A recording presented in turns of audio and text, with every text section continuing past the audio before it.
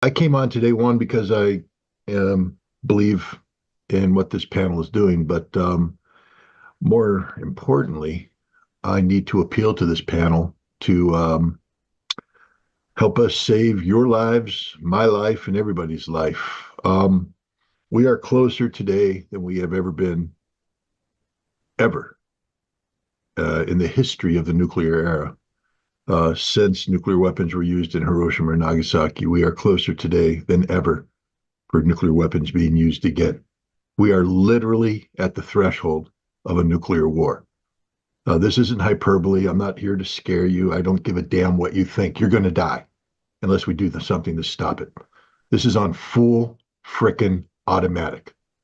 Russia has lowered its threshold for the use of nuclear weapons, uh, including conditions it knows that NATO and the United States have already met. If Russia assiduously adhered to its nuclear doctrine, they would be able to use nuclear weapons today against NATO. They have opted not to, but we have already passed that threshold. At the same time, we have a Rear Admiral Buchanan in the United States Strategic Command who speaks glibly about the America ready to have a nuclear exchange with the Russians. Do you know what that means, a nuclear exchange? It means a nuclear war. We're ready to have one. Russia has lowered its nuclear threshold, and America is ready to engage in a nuclear exchange with Russia as we speak, right here, any moment.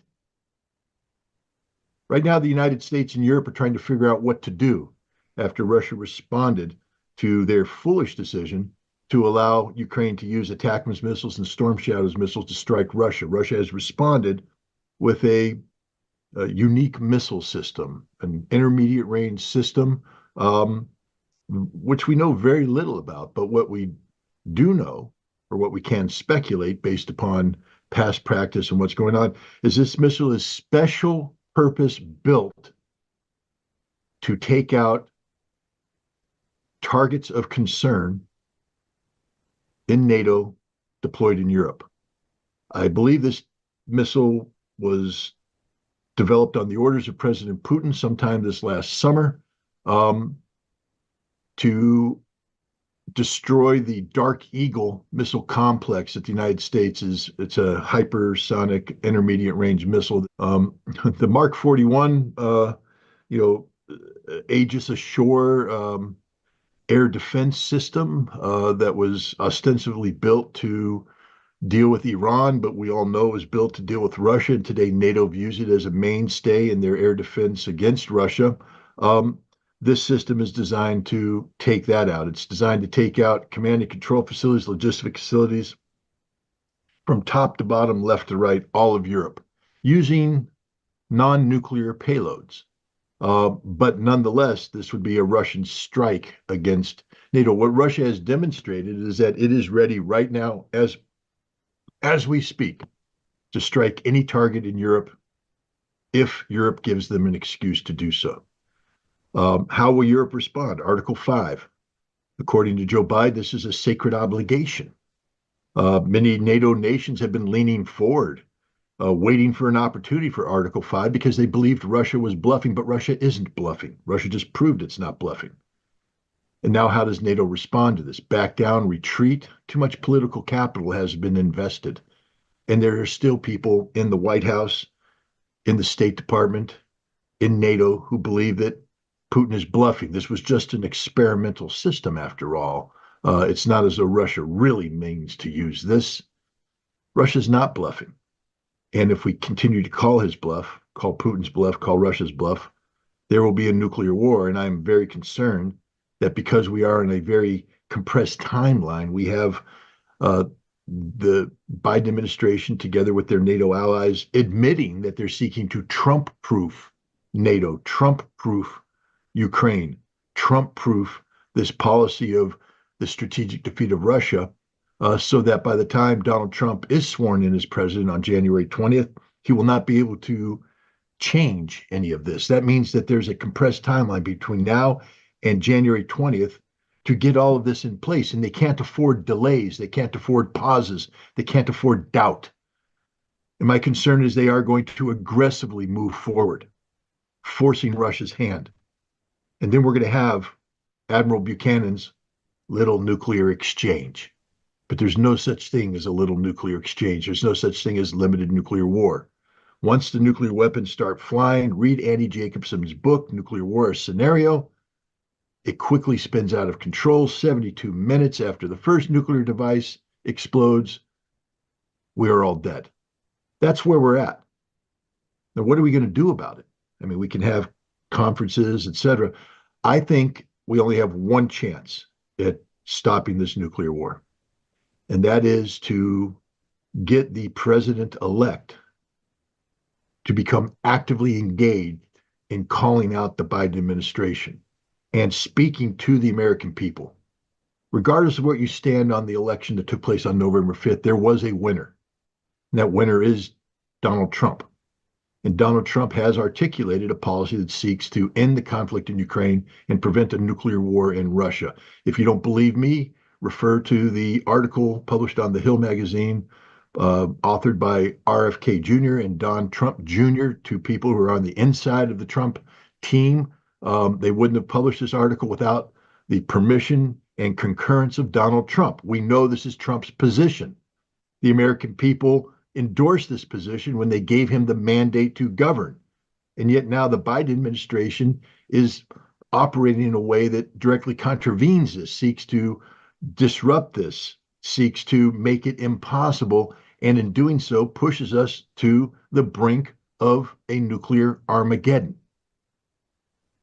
How can we get him involved? How we can make our voices heard? The old-fashioned way. Shout it out from the top of our voices in Washington, D.C. And what I'm asking is that everybody join me in Washington, D.C. on December 7th. I've reached out to Jose Vega. I've reached out to others. Jose has reached out. We're beginning to put together a team that's going to make this possible. December 7th, 2 weeks, we can save the world, save our life, save your life by making our voices heard. If we make it to that, there's no guarantee. There's no guarantee that we're going to make it to December 7th. And I'm not being facetious. One stupid error and it's all over. The war begins and we all die. But just in case we do make it past Thanksgiving, in case we do enjoy that turkey dinner, we can gather in Washington, D.C. at the Lincoln Memorial and then march to Congress and then march to the White House and make our voices heard that we are going to say no to nuclear war. And that's a hashtag that I want everybody to start trending. Hashtag say no to nuclear war. Get on social media and make this happen. This is it. I don't know what else you're going to do because you're going to die if you don't do this. If we don't find a way to make our voices heard, to let the Biden administration know that this is not acceptable. This is not how we do business. This is not what we, the people, want. Then they will continue to pursue these policies to the detriment of everybody. And that's really all I wanted to say is keep an eye on this space as we develop this mission. This is the mission of a lifetime. This is the battle of our lives. If we lose this, we all die, literally. We all will die. We are so close to nuclear conflict, it's not funny. When you have a senior officer in Strategic Command saying openly that we are ready to engage in a nuclear exchange with Russia, do you understand what he is saying? Do you understand that a nuclear exchange means hundreds of millions of dead people? 100 million dead Americans, minimum. And they're ready to do it right now. If you're not angry, if you're not scared, you're not human. They are ready to go to nuclear war right now. Said he, I want to applaud him for laying out the this case succinctly, accurately, dispassionately, almost too dispassionately. It's not a criticism. It's a reflection of his professionalism, except that people should be changing their underwear in fear after listening to what he said. And yet I think his soothing voice has calmed us into believing that maybe this was just another, academic presentation. It wasn't. He was laying out the imminent demise of mankind. And I want to reinforce that point. The Russian weapon that was used, the I'm getting ready to publish a paper on this today, if we make it. That breaks down what I think it is. There's not much literature out there, but if you know the history of Russian ballistic missile design and such, this was a weapon that the it's related to a weapon that the Russians were developing, the Soviets were developing back in the early 1980s called the Skorost. And the Skorost missile, 15Ja 66, was quickly developed by then Minister of Defense Ustinov to respond to the planned deployment of Pershing II missiles by the United States into Germany. The Russians were very afraid of the Pershing II because once you launched the Pershing II, 7 minutes later, it hit Moscow.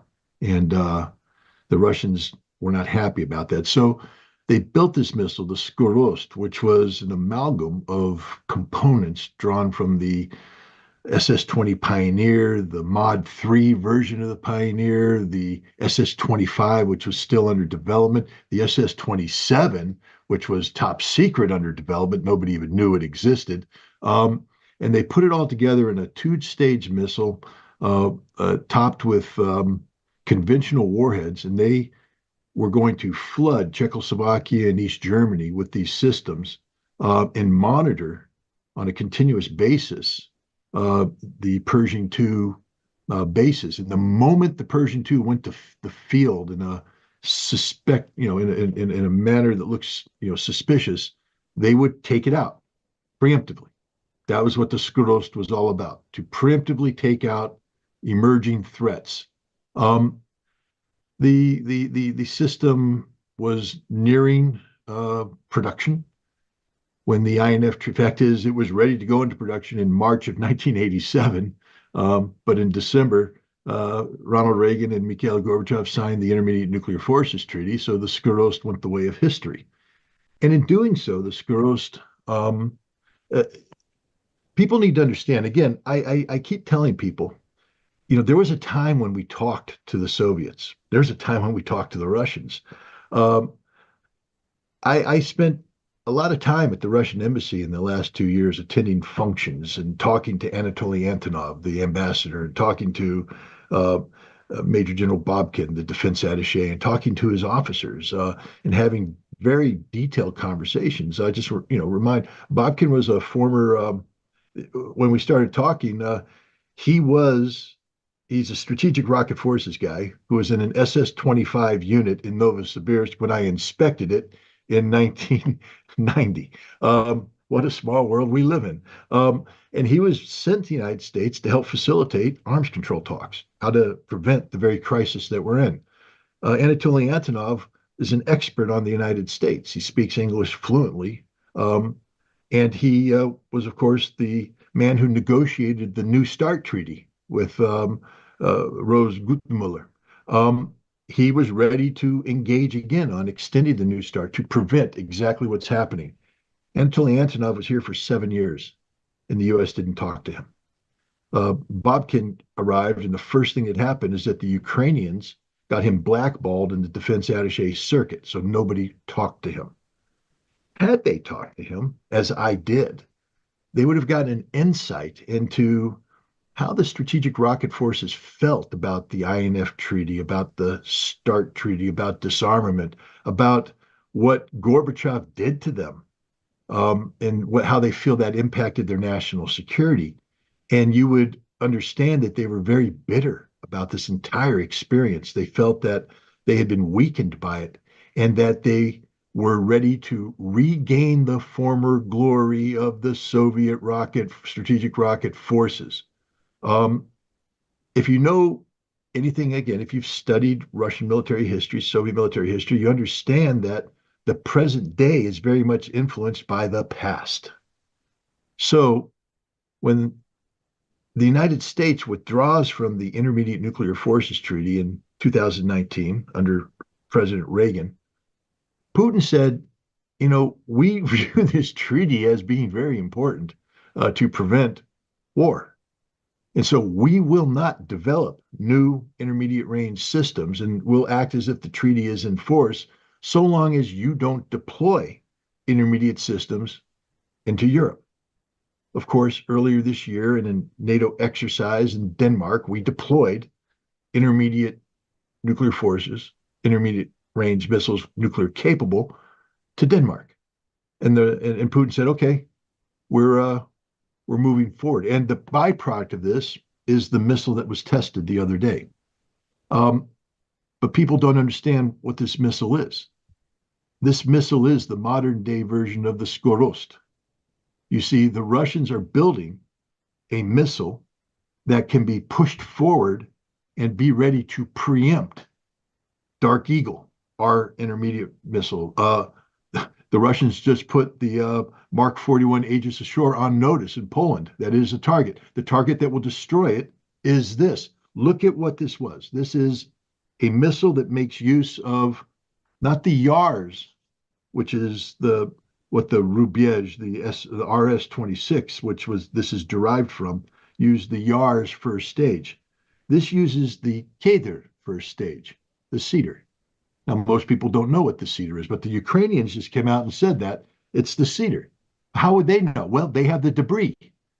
And on the debris are serial numbers, and the serial numbers show what the booster was.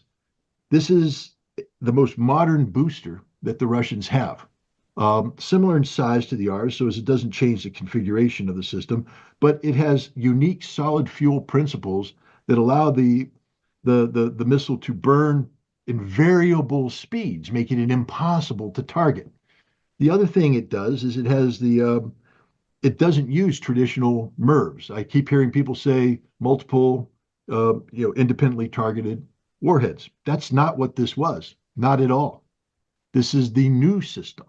The new system is, instead of a bus, a plate, so to speak, where the warheads are attached, that separates from the missile and then comes in and releases the warheads to their target on a trajectory, though, because it's still moving as this happens.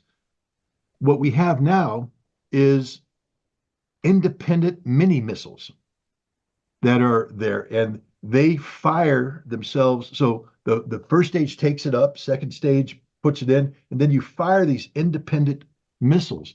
And these missiles, each one of them had 6 large submunitions on them. This is where the name hazelnut comes from. Because if you look at a hazelnut tree, you look at the pod of nuts, it's exactly what you see with these submunitions coming down. This missile was developed specifically to take out Dark Eagle missile arrays. If you take a look at the layout, the footprint of the Dark Eagle, where the radar is, where the command and communications are, where this missile is designed to annihilate that. People kept saying, where's the explosion? It's not meant to be high explosive. It's meant to be a kinetic kill. And these submunitions come down and they will kinetically kill everything on the ground. These submunitions come down at such velocity that if they hit the Aegis ashore, it will be a smoking hole in the ground.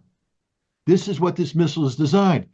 Putin just put us on notice that he has a conventional missile system that is designed to preempt anything and everything NATO plans on doing to Russia, and there is no NATO response.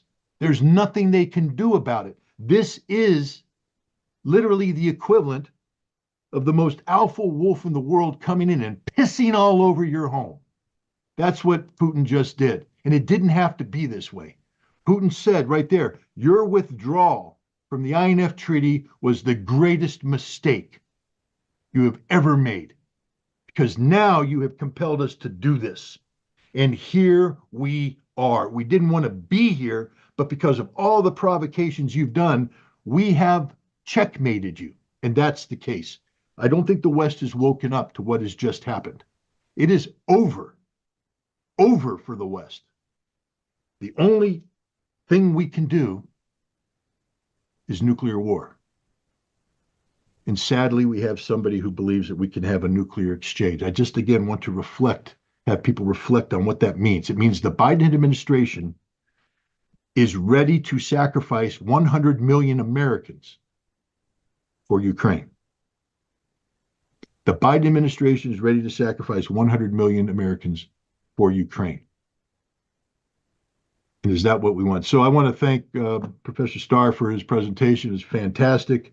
Um, but guys, this is as real as it gets. This isn't theoretical. The reason why I went through all this the stuff about this missile is to point out that sometimes when people talk about weapon systems and all that, people feel a little remote from it. They don't identify with it because it's something they don't understand. So I wanted to bring it in a way that hopefully everybody understood what's going on, what this represents, how real this missile is, and what the consequences of our actions are in compelling Russia to develop this missile, and now the impossible situation it's put us in. Because understand, it has put us in an impossible situation, a very dangerous situation.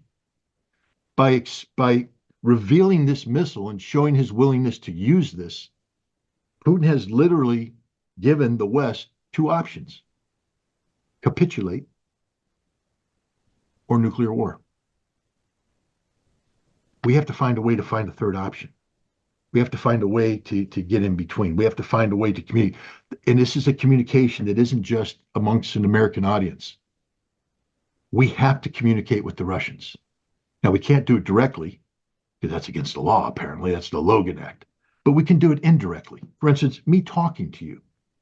If a Russian is listening to this, copy it to another Russian and copy it to another Russian and get this goddamn message. Excuse my language, but I'm very upset, guys, because we're going to die. And I sort of wanted to spend Christmas with my family. I had big plans for Christmas, and I don't think we're going to have a Christmas right now. That's how dangerous this situation is. We have to stop it. We have to pull out all the stops. We have to communicate with our fellow Americans. We have to send a signal to Donald Trump that you can't just sit there and let this happen. You were elected to prevent this, and they're going around you. You must speak out now. I've invited Trump to come to the rally, to speak out, to let his voice be heard, to rally the American people around him. I'm not asking for a January 6th. I'm asking for a December 7th. It's a beautiful day to do it on, Pearl Harbor Day. Wouldn't it be nice if we could actually reverse the historical legacy of Pearl Harbor, and instead of celebrating December 7th every year as a day when the Japanese attacked it, celebrate as the day that the American people saved their lives and saved the world while they're at it. And after we do it on December 7th, we can then on December 8th reflect on the fact that that's when the INF Treaty was signed. And maybe we can start promoting arms control and get a new INF Treaty signed so that this new missile that the Russians have developed can go back into the trash heap of history, and the Dark Eagle goes in the trash heap of history, and once again sanity prevails as we eliminate the single most destabilizing weapons in the world, which are these intermediate range nuclear weapons. December 7th and December 8th. Could have picked two more historically relevant dates. Let's help make them relevant. Let's redefine December 7th, and let's breathe new life into December 8th. Again, thank you, Professor Starr. Thank you, Scott Ritter. Thanks, Scott. Go ahead, Steve, if you wanted to say something real quick. Thanks for the kind words. I wish I was as an effective speaker as Scott is.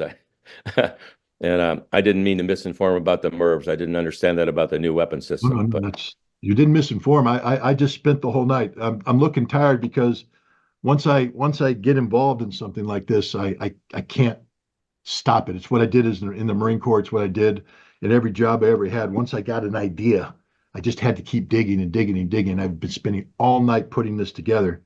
And I just hope there's enough energy left in my body to put it on paper and get it published, because I think it's something that everybody needs to know.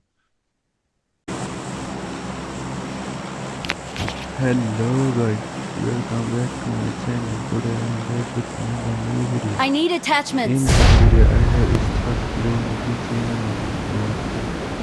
and I start a quick match in this game.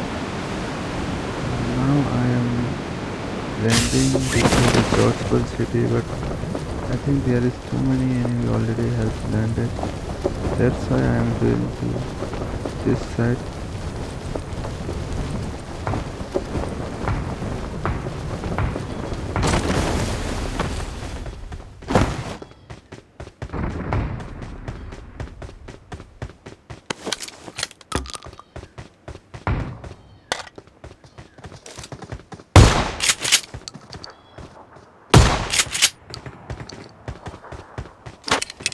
Guys, if you like to watch war related videos, then you can subscribe my channel, because behind the game I have upload war related video in my channel, which are described by narrators, Scott Ritter, bloggers, and others well-known person. So if you like to watch current affairs, current war, then you should subscribe my channel, and you will never will be disappointed, because I regularly upload this type of videos in my channel.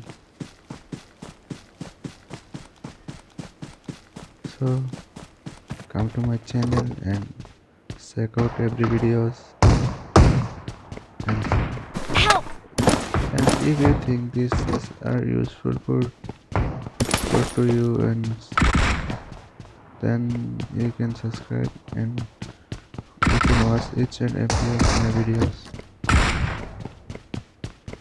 Now I'm playing game, but one teammate is finished by someone. I have to focus on game, so keep watching game.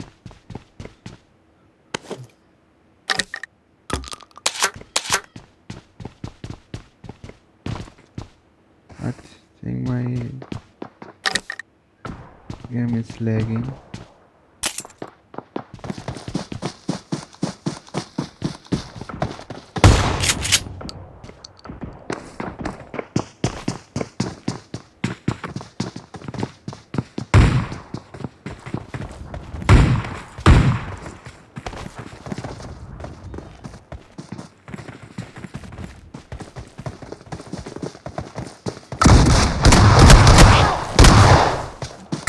Finished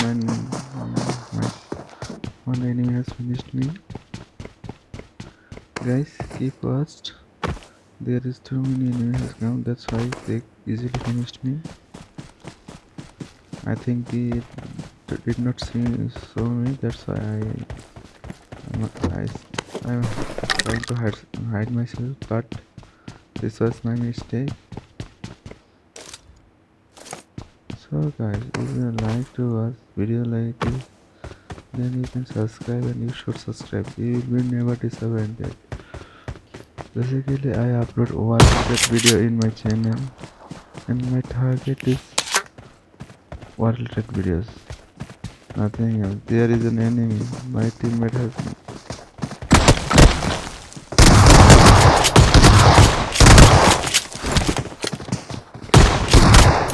My teammate is also finished. Thank you for watching until then. Now I'm going to end this video. I'll be back within the video next time. Bye for now.